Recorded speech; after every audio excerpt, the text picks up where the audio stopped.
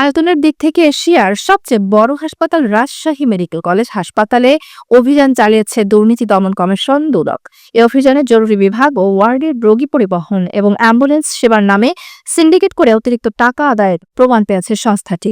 বুধবার দুপুরে দুদকের রাজশাহী অফিসের সহকারী পরিচালক আমির হোসেনের নেতৃত্বে পরিচালিত এই অভিযানে জানা যায়, দৈনিক মজুরি ভিত্তিক আউটসোর্সিং কর্মীরা রোগী বহনের সময় রোগীর স্বজনদের কাছ থেকে 200 থেকে 500 টাকা পর্যন্ত আদায় করছেন।